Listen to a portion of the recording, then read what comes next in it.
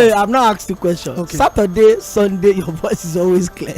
Yeah. Your village people will greet you around 11:55 on Monday morning, and then they will cause you to sleep deep, and then you wake up 4:33, and your voice is gone. Alright, so here's the gist. I had a long weekend. Took the kids out. Went to the Long beach. weekend? Oh, long For weekend. someone that is not tall, how do you Yeah, I balance had a long weekend. that? Okay. Then I had a cough. Yeah, and suddenly cough turns to this. Yeah, but we have to do the show. The show has to go. You guys play tire. The show has to go. What's up? How's your weekend? Good. Very How's good. it? By the way. Oh.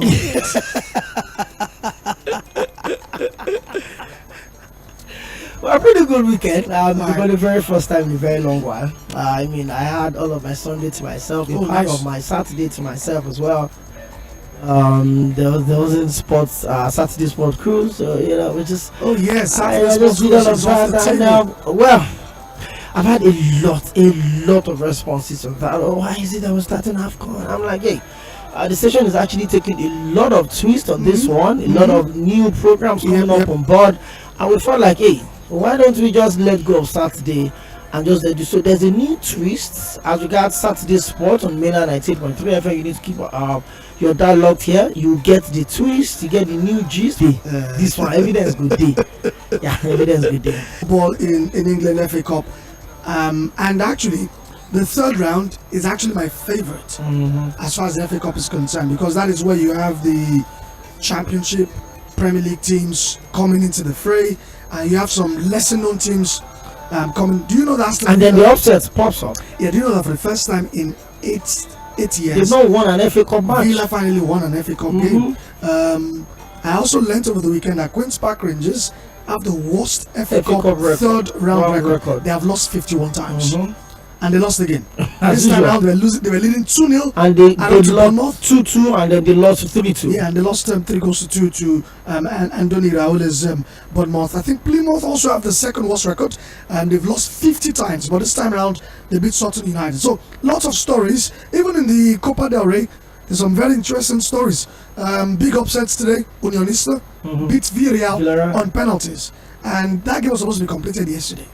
But because there was a lighting issue at the stadium, they had to suspend the match, and they completed it. And in fact, they had to suspend the draws for the next round because they were the only ones they were waiting for.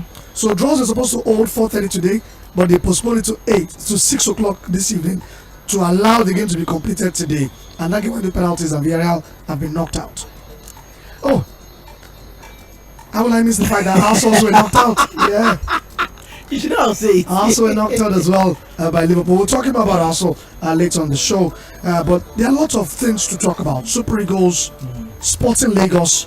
I just reached out to Gordon Akina, who I thought was going to be on the show via telephone, but is currently in church, so we'll probably have a conversation with him tomorrow on the show. We'll also talk Sporting Lagos, and we'll talk Arsenal. Guys, do you think Arsenal will go the season trophyless? They're still in the Premier League title race, and they're still in the Champions League. Which of the Premier League title race? They are in the Premier League title race, and they're also in the Champions League. Which of these trophies do you think Arsenal can win?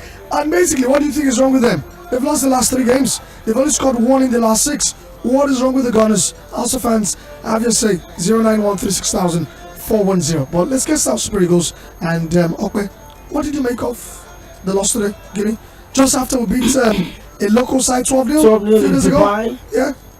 Well, I'm still going to say it, and I'm still standing on the fact that the Super Eagles of Nigeria will win the next African Cup of Nations in Ivory Coast. Don't be deluding here. I need your self. Wale, listen to me. Listen to me. The way you have the right to your doubt is the way I have the right to mine, to my belief. So let's just leave it at that. Yeah, but your belief has to come from somewhere that you can explain it. It has to come from somewhere. It's coming from the place that is a 7 games tournament, and you could win. You're coming from a place of feeling.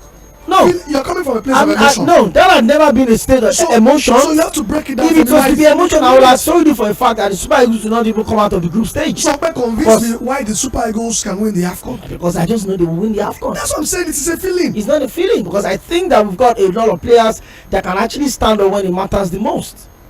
Yes, that's what I think.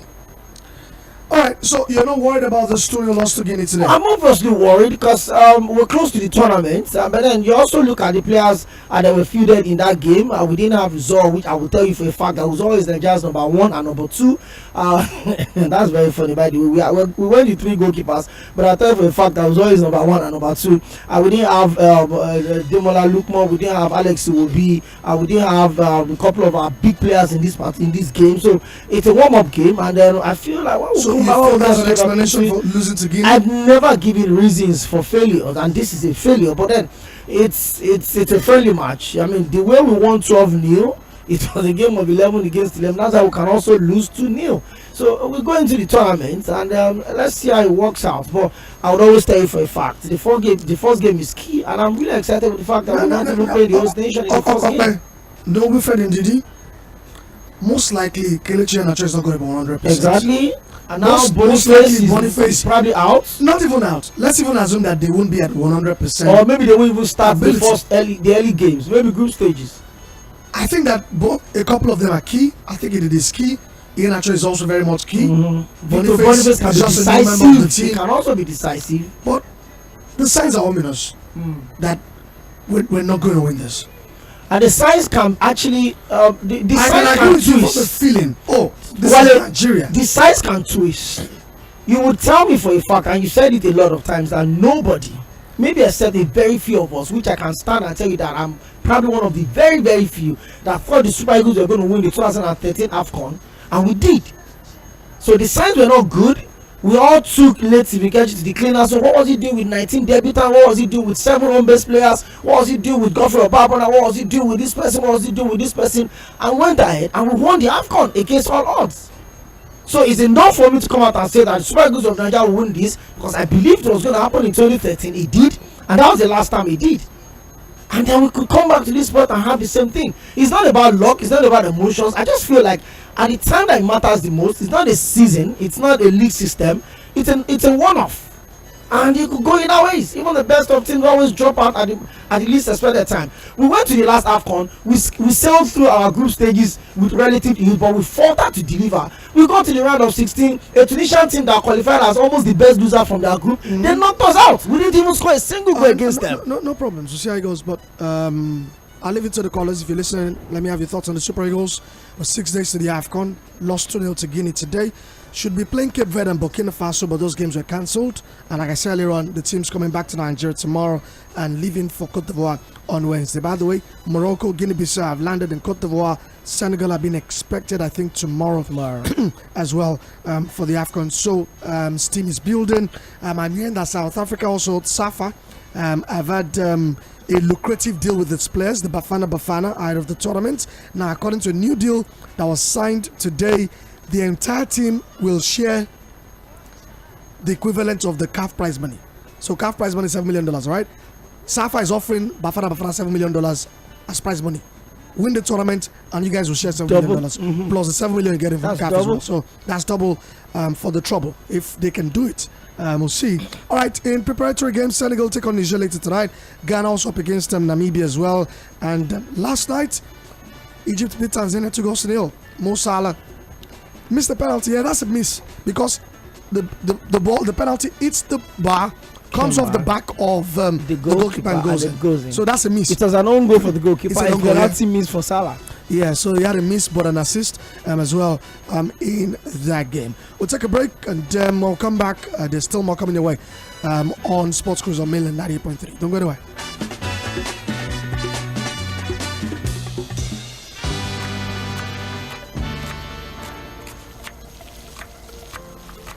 Meals have a way of taking us on a journey, and when you add plenty of vegetables like efo, ugu, and season with the rich taste of North seasoning cubes, even better.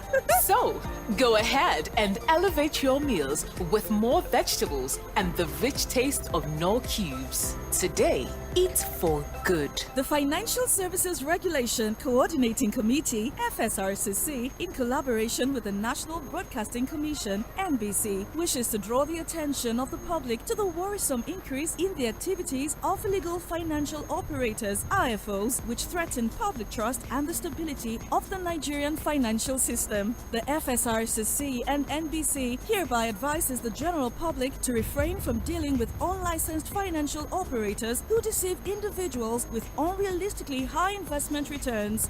Make sure to verify the licensing status of such companies and schemes on this website. To report any suspicions of illicit financial activities, call 0700 225 5226, 0800 225 5226, or +234 817 665 6273. Let's work together to uphold the integrity of Nigeria's financial system.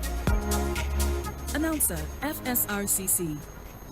Are you seeking admission into a tertiary institution in Nigeria? Here is a big opportunity for you. The 2022-2023 admission into Eko City Polytechnic is now open. Available courses are Computer Science, Theatre and Media Arts, Mass Communication, Science Laboratory Technology, Electronics Engineering, Accounting, Banking Operations, Business Administration, Multimedia Technology. Qualified students should have scored 100 and above in the last JAMB exam. Facilities at Eko City Polytechnic includes well-equipped studio and laboratories, modern classrooms, innovative workshop, recreation space, and fully functional hostels. Our lecturers and tutors combine both academic and industry experience. Full-time and part-time admission forms are available for the 2022-2023 academic session at the campus, Eko City Polytechnic, Plot 100, Alhaji Onilewura Street, Ikotun Egbe, Lagos State. Eko City Polytechnic is approved by JAMB, NBTE, and the Federal Ministry of Education. For more information, please call Moses 091 62 54 0610, Wale 091 62 92 7079, Praise 091 62 69 9996, Adelanwa 081 26 580784, or visit our website www.ecocity.edu.ng. Eko City Polytechnic, building industry-ready professionals. To cook correct food, they always give me joy. That's why anytime I cook like this, I always season them with no cubes. Come add correct vegetables inside. Ugu, tatasheo, shombo, onions. No one I know they put. Now he make my pikin them, they always enjoy my cooking. Daddy, I never will. I want more. You summer all your food with correct vegetables. Come season them with no cubes for that to get delicious taste. Today, chop better. The Broadcast Art Institute Supplementary Admissions 2023-2024. Few vacancies exist in the Department of Broadcast Journalism and Multimedia Technology for admission in the 2023-2024 session. If you scored 100 and above in the 2023-2024 UTME, together with 5 relevant credits, but have not gained admission, you can change over to the Broadcast Art Institute Lagos for National Diploma in Broadcast Journalism and Multimedia Technology. The Broadcast Art Institute is accredited by the National Board for Technical Education (NBTE) to offer national diploma programs in broadcast journalism and multimedia technology. You can visit our campus at number 38 Odofin Street, Igbogbo, Ikorodu, Lagos, or call the following numbers: 0806 149 9992 or 0703 713 1166 or 0816 587-1415. The Financial Services Regulation Coordinating Committee, FSRCC, in collaboration with the National Broadcasting Commission, NBC, wishes to draw the attention of the public to the worrisome increase in the activities of illegal financial operators, IFOs, which threaten public trust and the stability of the Nigerian financial system. The FSRCC and NBC hereby advises the general public to refrain from dealing with unlicensed financial operators who deceive individuals with unrealistically high investment returns. Make sure to verify the licensing status of such companies and schemes on this website. To report any suspicions of illicit financial activities, call 0700 225 5226, 0800 225 5226, or +234 817 665 6273. Let's work together to uphold the integrity of Nigeria's financial system. Announcer, FSRCC.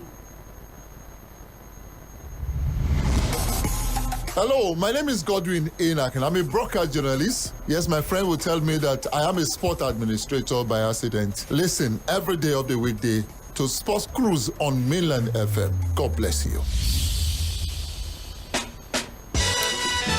Welcome back, Sports Cruise on Mainland 98.3 FM. My name is ʟɪᴜᴜᴜ, and I've got Ṭɔkpɛmi Akinode in the studios. But some very disturbing news as we return into the broadcast. We'll share that with you in a bit, about 6:30 p.m. with time for the Bet Baba segment brought to you by Bet Baba. Now you be boss with Bet Baba. And I thought we had a good weekend. I was here on Friday on a cameo, right? And do I say that I landed all the accumulator? But if now it's a Tūneyong thing. I'm sure if Tūneyong had played, he would have won. Tūneyong doesn't believe in us adding Friday Akas to the weekend. So if you are taking away FC Porto that played on Friday against Boavista, remember all of the weekend games came through. Everything landed. Everything. I think the last game to land was Juventus. Who kept it late against Salernitana last night to win 2-1. Now to the disturbing news, Franz Beckenbauer is dead. Yeah, and Okwemi just brought that to my notice. And this is news about 45 minutes old. And Franz Beckenbauer, the German football legend, one of the greatest players of all time, has died at the age of 78. Okay. Well, I mean, you won't always have them forever. The very best of them. Pele is gone. Diego Armando Maradona is gone. So, hey, I mean, they lived a good life even outside of football. Still continue to build the legacy, using football to unite, countries around the world, selling the good game, and it's a good one, I'm sure. Obviously, one of the greatest players of all time. A lot of people don't the greatest players in World Cup history. In World Cup history, so a lot of people probably just got used to Pele, Maradona. Now we're going to be talking about Messi, Ronaldo. But hey, there's Frank Beckenbauer somewhere. Redefined the act of smart football, and I guess the next couple of hours, maybe days, the entire football fraternity would mourn him. Especially, I'm sure FIFA would certainly put up something. The German Football Federation also. And a couple of European clubs that he played and he won with. Yeah, he was famous for carving out that role called the sweeper. And apparently he passed away in his sleep yesterday, according to the family, a statement from the family. And it's kind of a double whammy of a sort, because over the weekend, Mário Zagallo also passed away in Brazil. And if Franz Beckenbauer was one of the only three won the World Cup as player and manager. Didier Deschamps is leaving, but Mário Zagallo, Franz Beckenbauer, and Deschamps were the only three players to have managed that, win the World Cup as a player and also as manager. Two are gone. Didier Deschamps still very much around, and it's a really, really sad one for football. Beckenbauer is also considered a Bayern Munich legend. He won 3 successive European Cups with them, 97-4-76. Won the league as well, 4 league titles. He played over 580 times for Bayern Munich as well. So this is a true Bayern legend and Diamond Shaft legend. But while we're extolling the virtues of Franz Beckenbauer, because I'm sure that the football fraternity will be awash with that for the whole week, the one that has gone a bit underground has been that of Mário Zagallo. And Zagallo is one player that I've always been fascinated with, especially with the name, because in this part of the world, we see anyone that scores overhead kick is Zagallo. Yeah, but he never did that. His name was just Mário Zagallo, who won the World Cup 4 times, twice as player, twice as 58 and 62, once as a manager in 70, and once as assistant manager in 1994. In fact, he came close to winning a 5th in France 98. When they lost to France in the finals.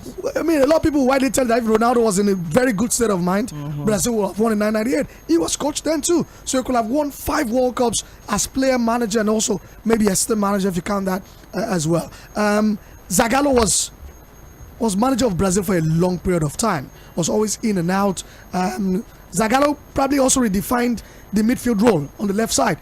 Zagallo started as a number 10, but when he saw that there are a lot of talented players in that department, he moved out wide. He moved out wide and then he carved that space for himself. For himself as well, as a workman-like midfielder on the left.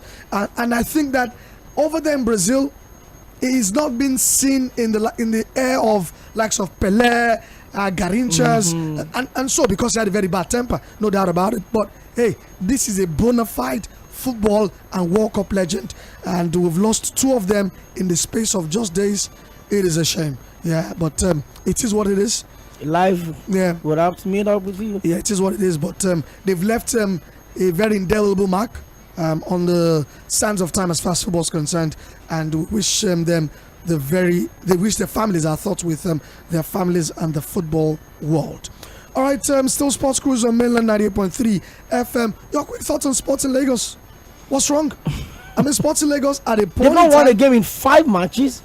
See, at a point in time, SL were top of the Premier League table, the NPFL table. Now, Sports in Lagos are comfortably nestled position in the bottom 4 of the NPFL. Something is wrong. Paul Ofo, I'll take some quotes from his interview trying to explain what's wrong. But from your personal point of view, you've kept an eye on Sports in Lagos this season. What do you think is wrong with them? I don't know. They actually start like the house on fire, getting things done, trying to mobilize them. In fact, they start from the preseason tournament where, they try to create that space for themselves, try to create that level of awareness. And we actually started their virtues on the show, talking about the fact that they look like a properly run, privately owned football club. And then we talked about the fact that you look at Doma United as a privately owned as well. You look at Remo Stars, you look at Sporting Lagos, and we felt like they're obviously a model for how a club should be run properly. And we talked about their presence around the stadium, the way the fans, the organization. And I'm going to say this, and in all honesty, and not being overlight, I just kind of had the feeling that the honeymoon was going to be over. I remember I made that statement that if the run of games don't go as they used to be, will all of those snacks and all of those merriment would they still be served in the stadium? I just said that on a light tone, but I kind of had the feeling that those run of games would come to an end. Yeah. And if you can't win at home, if you cannot secure games on your turf, then it's going to be difficult for you to win on the road, especially when you play Nigerian professional football. Remember, I told you guys about Enyimba and Kano Pillars. Go and look at where both of them are on the league right now, 4th and 5th. Yeah, Enyimba has got 2 games in hand ahead of Remo Stars. And I told you that this league, 3 points and I told you this league is between Enyimba and Kano Pillars. Remo Stars could get into the mix, and I'm still not taking that back. But you cannot win every game. So because they have 2 games in hand doesn't mean that. While I can tell you for a fact that even if Enyimba loses those 2 games, they will still win the league. I think Remo Stars will win the league. It's okay. I will tell you the fact that Kano Pillars and Enyimba are up in this mix, and Enyimba will win the NPFL for this season. My problem with Remo Stars, although we have not abandoned Sports Lagos, my problem with them, just an aside here, is the fact that I worry that they are making the late goals a habit. Now, what does that mean? It can mean 2 things. It means that this team is not giving up. They push to the end. They have a huge mental resolve. They're pushing to the end.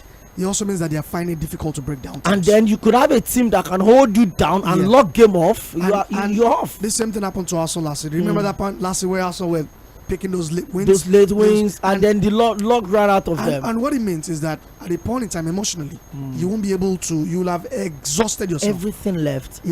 So when it's time to now do it again, you can't replicate that. So Remo Stars, I think, are making it a habit. This is like the 3rd or 4th time on the bar. The games, the last 6 matches, late on in games. It is a worrying trend. It can also mean a good thing, but I think that if you try to balance it out, it's not a habit you want to. It will be easy to convince people that it's a good thing. It means that you don't give up, you keep going. Yeah. But what about when you meet players or teams that knows how to settle score early in the game? Exactly. What happens? You've considered 3-0. It's a lot of problem. And for Sports Lagos, back to them, the worry that I had about them, even whilst the going was good this season, was how wasteful the team has always been. The team creates chances upon chances, but they don't convert enough. I remember that game against Bayelsa United, and I'm wondering, what do you guys need to do to win these games? Create a lot of chances. Paul Ofo has written a score right now, said, hey, they've been dealing with injuries, but players are back and they can, reset. I really hope so. There are 18th on the table, just 2 teams behind them. He feels that they are conceding cheap goals. I saw the goals they conceded against Enyimba. I agree they can do better because they held on to Enyimba for a long period in that game until they just, cracked under pressure. So they can do better. I hope there's a mid-season break coming around. It's another time for them to regroup. But recruitment also has to be very much centered around. It has to be what you need, not what you want. You get a feeling that there's a lack of experience in that team. They're not streetwise enough, and you need that in the MPFL, especially on home games. You need to you see you have to kill off games. The foundation of your safety is to win your games at home. Then I also think Sporting Lagos had problems with expectation, managing expectation. Came into the league and they want to win it straight up. Temper it. I mean, you have to temper it. But you didn't say this when Godwin said it on the show. No, when he said he wanted to win the league, I said, hey, I told him, I don't think it's possible. I don't think it is possible. Because see, the truth matter is, when you're a newcomer, when you're a newbie, your hope should be staying up. Stay there. Staying up. Let's find some stability. And all you've done is try to rouse a lot of expectation. Because it's not how loud your noise is in the stadium. For a neutral person right now, Sporting Lagos are currently where they are supposed to be right now. That's what a lot of people think. Because if you come from the NNL to they the expect that MPFL, you struggle your first season. Trust me, your second season, you start finding your way to 15th or 14th. You came into the football pyramid 2 years ago. Exactly. You came into the establishment itself 2 years ago. So you are not overshooting right now. You are where you're supposed to be, but try to find that next level and say, let's be safe. Let's be safe and let's do. I mean, Remo Stars, they are first in the MPFL. They got relegated. A lot of people don't remember. Remo Stars, who are top, they got relegated on their first season. They came back the following season. They came back. They qualified for the CAF. Yes. So there are ways that you can learn, but not also get relegated. So I'm hoping Sporting Lagos can fashion that out. Will that involve sacking Paul Ofor? Do you think they should? Know. Well, you know, we're always so quick to think that a manager is as good as his last job. But the truth of the matter is this. The pool of managers in the MPFL are not particularly high-catching. It's not like you can get anyone out of the ordinary. So you probably have to, if you are going to sack Paul Ofor right now, you probably have to look for a manager that has been sacked by a club. I've told you something constantly on this show. When things don't go right, one thing never fails. Sack the coach. It has never failed. If you sack the coach, bring another coach and it doesn't work, sack the coach again. Hadland had brought in Kennedy Boboye. They've still not done anything. No. They're still 19th table with 16 points. But trust me, sack him again. Bring it up. That's the truth. Look at Union Berlin. Look at Aston Villa. I mean, look at when Rooney has almost ruined Birmingham. They just appointed Rooney almost ruined them. Yeah, they just brought in Mowbray today. Tony Mowbray was sacked a month ago also, by the way, remember? It is nature of sack the manager. Bring in the manager and try to get things going. So take a break. Let's take a message from BetBaba. Don't forget to gamble responsibly, be gamble aware, and for 18 plus only. Stick around. Mainland 98.3 FM, the sound of Lagos. You define better odd. I be you one play correscos.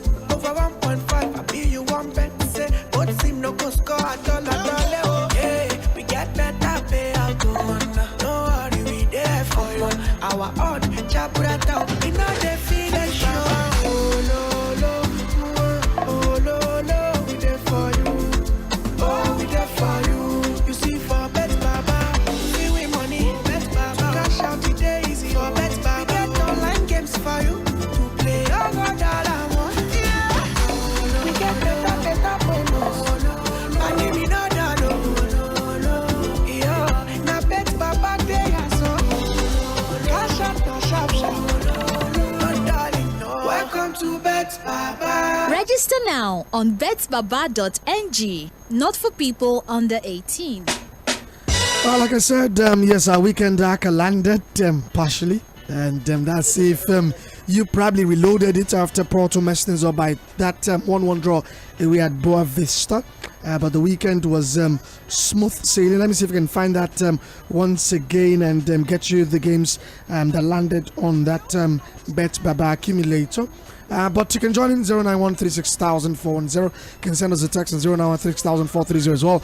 We're streaming via Facebook and YouTube as well, so feel free to drop your comments and you can watch the show as well. All right, I'm taking a look at the accumulator here on Bet Baba, and let me see. Like I said, Juventus landed it just in a navy fashion.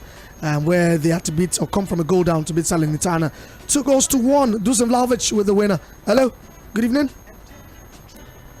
Hi, good evening. Hello, anybody home?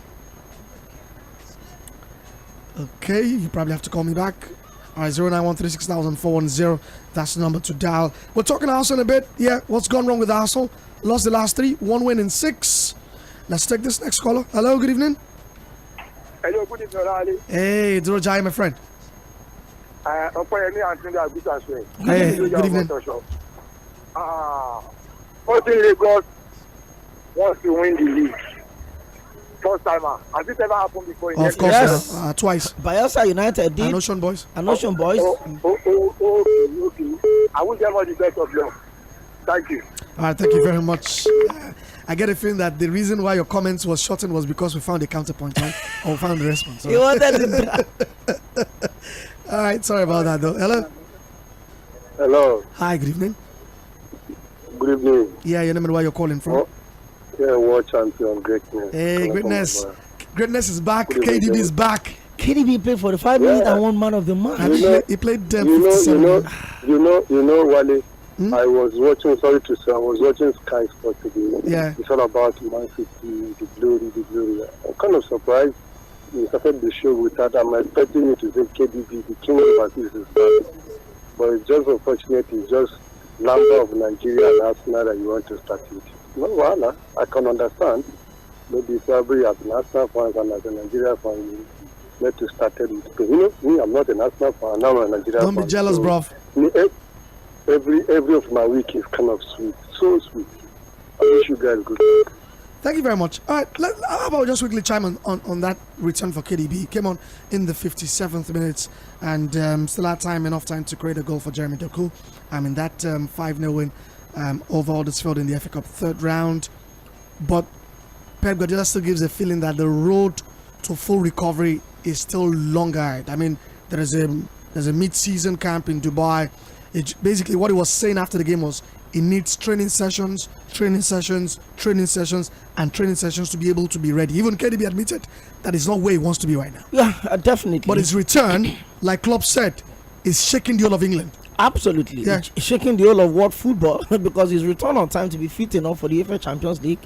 And then they've been lucky enough with the ballot of the draw that probably just make it easy for them to make it to the round of to the quarterfinal. So KDB came through, and then you saw the quality of his game yesterday. The assist to his fellow Belgian, Doku, converted the chance. And it's not just sending shivers down the spine of the English clubs. I mean, it's KDB is back, and that's a huge plus for Manchester City. And then he came in under a pretty good opponent, even though a lot of people didn't think Huddersfield Town were going to give them anything different. The goals came in real quick and then broke the resolve of Huddersfield Town to pull up a major upset that I've been accustomed with the English FA Cup. So he's back in the side. He would only get better with them. And with Haaland also getting his balance up, KDB back, you can always go back to that statement by Pep Guardiola saying that they're going to win the English Premier League again this season, and I probably don't think anyone will come close enough to stop them. All right, so after 149 days after that serious hamstring injury that required surgery, KDB is finally back, and could see the love after the game, even when it was coming on yesterday. You could see when his number was put up. Everybody, even all the 3,000 fans actually gave him an applause. He came on, Ruben Diaz brought the captain's armband, and it's looking a bit different. Yeah, it's looking really different. And you like it or not, there's also the temptation to talk about how he fits into this new Man City side. Because City have been doing well without Kevin De Bruyne, but the way he fits in, and it's an absurd question to ask because it is KDB, right? But is he going to play a bit deeper? Is he going to play up front? Can he play with Phil Foden, who is also having a great time right now inside the Man City starting 11? But Guardiola says, hey, it's not time to discuss that. Let us get him very, very much 100%. Hello.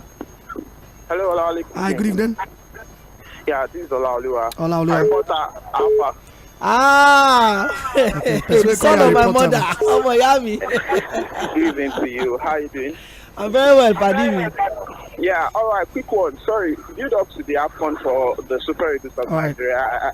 I think it is just mixed feelings. I mean, how do you explain winning 12-0 yesterday and losing 2-0 today? I don't know, but they are saying we should do it again or we want to do it again. We are still looking forward to it. And the news that I'm even just hearing now is maybe not interesting. I'm hearing Boniface is out of the AFCON. It's not official yet. It's not official yet, but he's injured. That's what we know. Okay. That's not looking good at all. I mean, having key players now, not fringe players. I want to say Boniface is not a key or a mainstay of the Super Eagles, yes, but when you factor in what he's been able to do with his club side this season, you probably want to say he's one of the key players. We are looking up to going into that tournament, but it's unfortunate right now. Good evening, guys. Thank you very much, all of your thoughts. Don't forget SMS is brought to you by Bet Baba. And it's not a bad night to look into a football. Ghana take on Namibia in an international friendly. Ghana to wins at 1.41 on betbaba.ng. There's also Manchester United up against Wigan Athletic in the FA Cup. They come at 1.21 for a win away from home. You just want to back United to get a win against the League One side. All right, we'll take one more call and we're talking to Arsenal. Hello. Hello, guys. Hi, good evening. Yeah, I greet Matthew Dianamadi. Hey, welcome to the show. Hello, are you there? Hello? Oh, please do call us back. Sounded like a regular there, but please do call back. Although from this end, I could see you calling a private number, but it's all good. Hello, good evening. Hello, good evening. Hi, good evening, Onome. Yeah. Onome, do you know? I have a very interesting fact to land on you. It's a very positive one concerning United. Okay. Do you know that Manchester United have a better shot conversion rate than Arsenal? Yes, man. 6%. Also down at 4%. That's what I was. Because, I told you, Martinelli, out of the front three strikers, Martinelli, Saka is only player, that can hit it like the top player, like maybe a world-class level. But he has been overused. But I'm not going to lie to you. Bringing in Ġᴏɪṛ Oʟᴜᴜᴜ was because of the mentality. And the check was mentality that Guardiola and his teams over there. The winning trophy mentality. They brought that to the team. He almost won them the game. But look at where he is now. Only to say something. You understand? So he has come down to the level of being an national player. And I didn't even imagine us losing that game yesterday. Because the odds I people game. Arsenal should be 4-0 up half time. I'm telling you. Yeah. Hello, what is it? Yeah, I said Arsenal should have been 4-0 up half time. Yes. I think that's one of the major reasons why they can't win the league. Well, you know that. On removing sentiment out of it, you know they can't win the league. And they are going to play this season. The only trophy left for them is the Premier League and the Champions League, which is very perfect. Good evening, Wale. Thank you very much. So let's get into it. I mean, that was the key we needed to get into Arsenal's matter this evening. And the first question posed that was supposed to make an attempt after that 2-0 loss to Liverpool, where goals came from Jakub Kiwior, own goal, and Luis Diaz. They asked him, why do you think you didn't score? And Arteta, without hesitation, replied, because the ball didn't go into the net. So sometimes football can be a very simple game. But as those Arsenal fans trudged away from the Emirates last night, many posited similarly straightforward solution to their similarly simple problem: buy a striker. Now it has even become evident, to a blind man, that Arsenal need a striker. Not just a striker, a potent striker. See, I've said this over and over again. I think Arsenal fans first off need to manage the expectations so that they don't think they could go a step better than they did last season. A step better means winning the league this season. They should bury that idea. And I've always said, there's no way you want to win the league when you have Ḥģeťa, you have Reiss Nelson, you have Gabriel Jesus. All of these strikers combined cannot give you 20 goals in a season. I'm not saying individual, I'm talking about the three of them. So where does these goals coming from? You look at how Arsenal were last season, and none of Arsenal's strikers actually got into the double figures as good as the season were last season. Gabriel Martinelli is a winger, Odegaard is a midfielder, Bukayo Saka is a winger. Those are Arsenal's top 3 best goal scorers last season. So you can't always put that together. And when you look at the mentality of the side, they've scored only 1 goal in their last 6 games. Since Christmas, Arsenal have had 63 shots but scored just 1 goal. And I said it yesterday when I was watching the game. When Arsenal wants to lose, that's when they sometimes play well. Look at the game against Aston Villa. The one you lost against Aston Villa, they had about 30-something shots in that particular game. The game against West Ham, the London derby that they lost, they played so well, and they just lose. Look at that yesterday's game against Liverpool. They should have gone like 3-4-0 up in first half. But we could say that this might also be down to bad luck, but that might be an oversimplification because see. No. See, I think bad luck cannot be that consistent. Yeah, it was a over question. and over again. It's a question that I wanted to even provide an answer because see, if you say it's bad luck, like I said, it might be an oversimplification because it is also down to talent. It is down to technique. It is down to composure. Finishing is not lottery. It's not lottery. Finishing is a skill. It's a skill that also currently don't have the personnel. It's as simple as that. When you don't have a striker that can give you, yesterday when I was watching the game, there was one elderly man. He's very, he's deep into his Arsenal philosophy. And I always told him, I said, you can't think you would always be lucky. And it's not like you've been so lucky. We saw what happened last season. We can always say, okay, well, maybe the season capitulated when Saliba lost when Saliba got injured in that game, that Europa League game and all of that. But you look at their games, 3-3 against Southampton, 2-2 against Liverpool, a game they had no business drawing. And then you look at the other games, also the losses, and the same thing is playing out this season. Against Liverpool, they were lucky not to have lost. You expect that against Liverpool came into that game yesterday. When I saw the lineup, I told myself, I said, it seems Liverpool they don't need this game. It was Liverpool without Van Dijk. It was Liverpool without Van Dijk, no Salah, like said, and then they had Clarks, they had Bransley, they had players that you look at the numbers, 88, 73. These obviously are like players that were brought in from the academy. And like you said earlier, see, in this 7-game blur for Arsenal, it's as if they've not been playing well. That's what I'm saying. Domination has been clear. Arteta has always said he wants to dominate the opposition. He should dominate and not win games. He's always done that. They've controlled the game. They've appeared to be effective controllers. Is all you need. They'll go 5 matches unbeaten in 4th. So you have a window, and I'm always asking. See, I'm always not the type that questions managers' buying options, but you have to question 65 million pounds for Kai Havertz. You have to question the need to have brought in Raya from a mid team, and I'll tell you for a fact, Raya is by miles better than Ramsdale. Let's hear from the scholar. Hello, good evening. Hello, good evening. Hi, are you an Arsenal fan? Benjamin? No, I can never be. Hi, welcome, Benjamin. I've always said it. Arsenal, they are especially failure. The reason why they got up to that stage, the reason they got to that stage last season was because people like Liverpool, Chelsea, Man U, they were not really up to the task of challenging Man City for the title. So it was just looking like it was only Arsenal that were up there. Arsenal is not a good team. I mean, look at your center 9 is a Man City reject that goes in to the hospital bed and out. Then you collected people like I think it was out of this game because of a knee injury, which was termed minor. He's not a consistent striker. He should be playing for Hospital FC. But he's playing for that's below the belt. That's below the belt. I mean, injury is a part of it. It could happen to anybody. All right, thank you very much for your thoughts. But now the opportunity is open for Arsenal, and I will tell you for you. I was going there. I wanted to ask you, sorry, so I don't miss that question. Go on. Now, this is the Giants transfer window. Arteta and also know that sooner or later they will need to augment the attack. The question I'm asking you is this window the right time?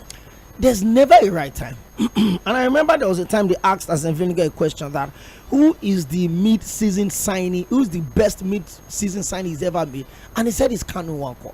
And so you would have that moment where the idea of having a mid-season break is to balance your team. Look at where you felt like, in the last few games, in the last half of the season, we've not done exceptionally well. You put your money where your mouth is. If you can take 65 million pounds to Chelsea to collect Kai Havertz and make him the highest earning player, 280,000 pounds at Chelsea, at Arsenal rather, and then you went in to bring in David Raya, that obviously he doesn't look a step better than Ramsdale, even though Ramsdale had also not covered himself in glory. The games he's played, they've lost those games. But then you also look at the fact that you can go into the market, put a lot of money on the table. I mean, gone are those days where Arsenal Victor Osimhen is available. Not in January. Why did you say so? No. Napoli doesn't look like they're competing for anything. They're just trying to qualify for the Champions League. Yeah, but so why do you wait? Do you think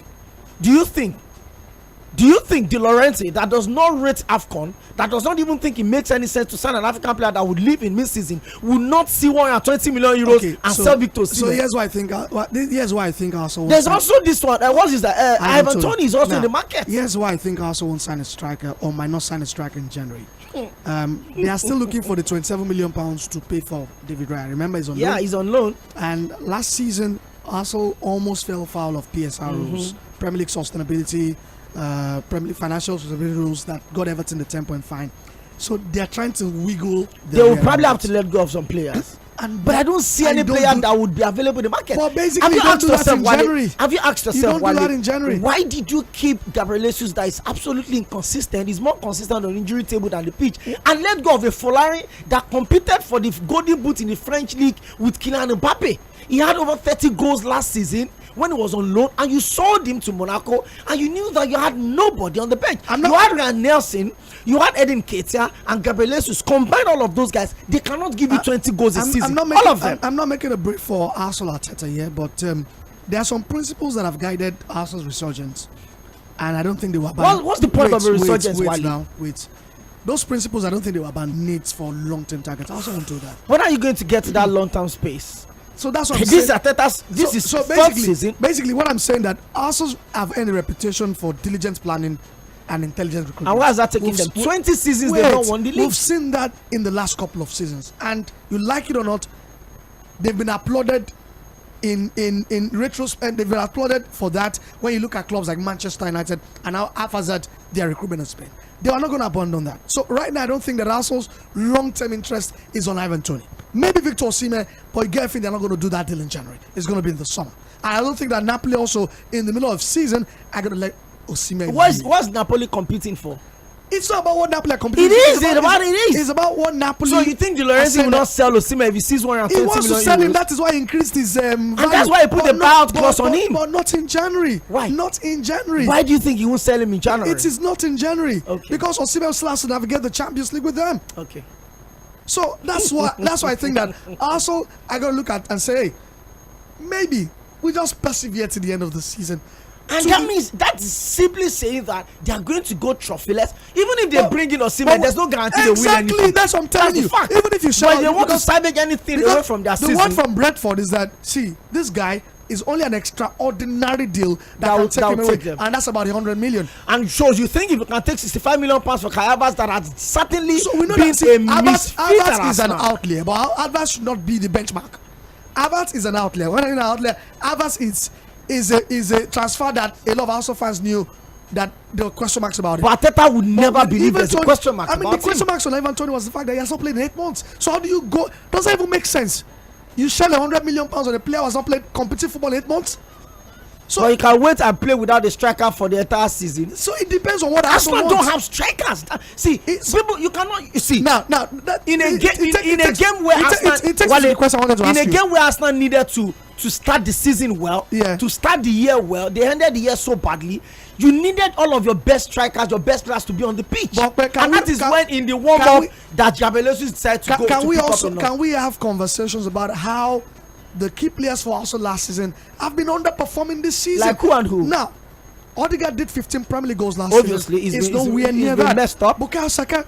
As at this stage last season, Martinelli has scored 6 more goals than he has scored now. So that is the question. But there's Saliba and there's Gabriel that have gotten better. Yeah, they've gotten better, but you just told me that defense don't win you championships. Exactly. So you have to look at your strengths and build on your weakness. So what I'm telling you is that questions also has to be asked about players whose levels have dropped. Now, Arsenal last season had 50 points. Now they are 40 points. They are 10 points worse. That drop off is something too much. Is responsible for it. It is too much. And it's the players. So you can say that they don't have a killer, they don't have a striker. It is a valid complaint. It's a valid concern.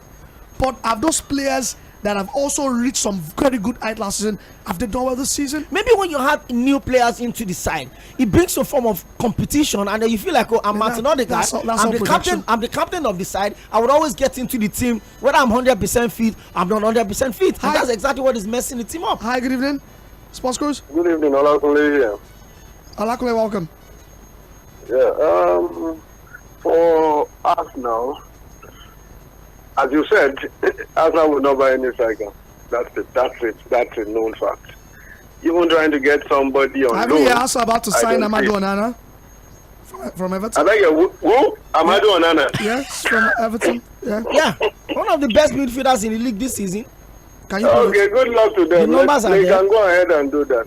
But for me, I just feel that the general team around Arsenal hasn't really performed well. And I feel that we need to tweak one or two things. Because if you look at Odegaard, if you can move Odegaard to the left, because last season he played on the left behind what's his name, Martinelli, and that combination did better. but now he's being played on the right. That in itself has distorted the kind of way we want to play. Kai Havertz, good player, not bad, but he's probably not bought the kind of numbers you expect because you're not going to pay him as a 9, and as a player that can play all the 3-4 positions. In yesterday's game, Kai Havertz had 19 touches in the first half and had 5 shots, but no goal. No shot on goal. Not even 5 shots. Yeah. But funny enough, we played well. First half was. No, also played well. Really also good. played well. Funny enough, so that's why I'm not really.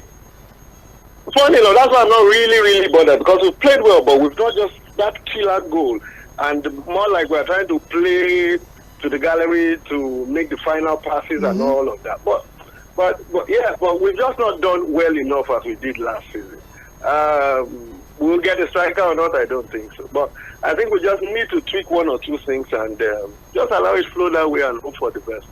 But Ivan Toney, I don't think that's the kind of striker we want.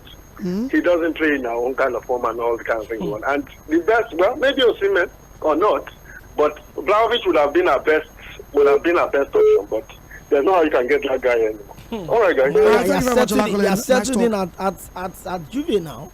It doesn't look like he's going to leave. Yeah, but the Osimhen, in the last 2 games, he had an assist. The Osimhen move makes sense if it's going to happen because if Osimhen is available about 120, why not? I mean, if Anthony is 100, that's the same thing with Ivan Toney. Now wait, Ivan Toney at 100, Osimhen at 120. Where are you going for? Osimhen at 200.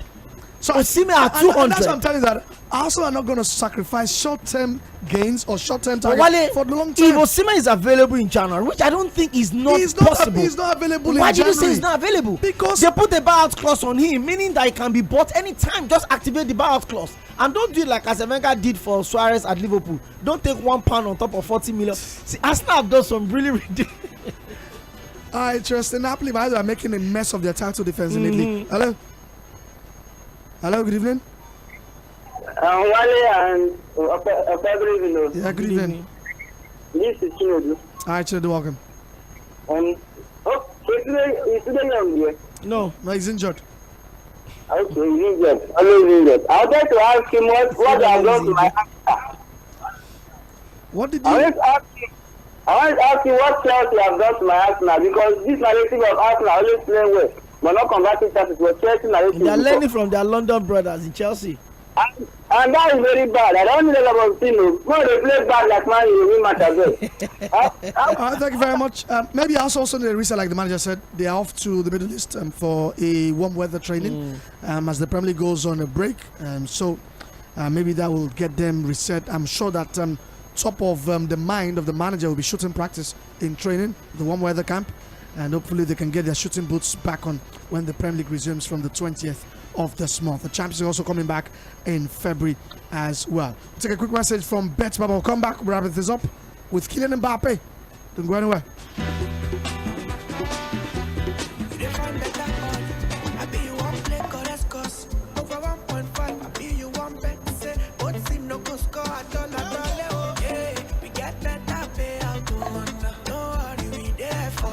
Our own Chaburata, we know they feel it show. Oh, lo, we there for you.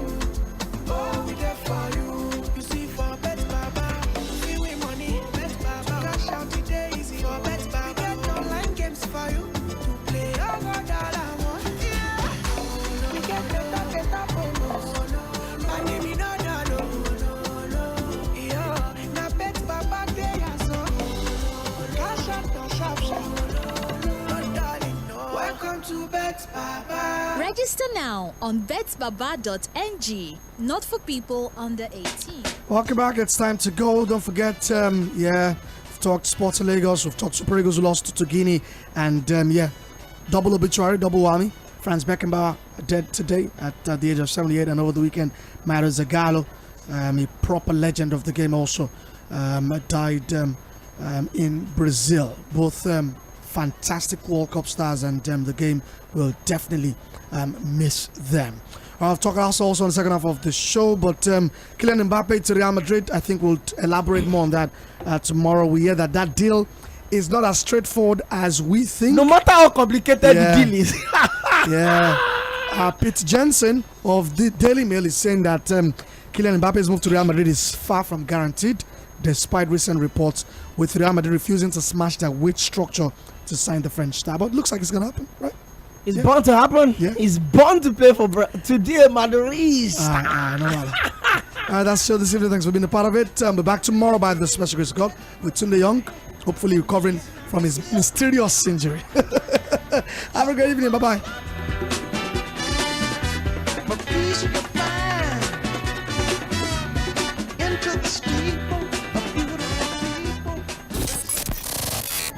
Lagos, the center of excellence, the second most populous state in Nigeria, with over 12 million people and a territorial land area of 351,861 hectares. The state... I beg, no stress us, make we get down to business. Mainland 98.3 FM.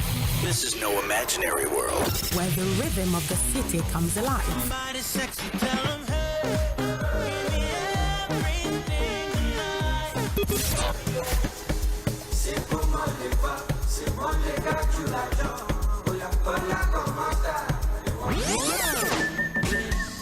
Electricity, I burn a different beer.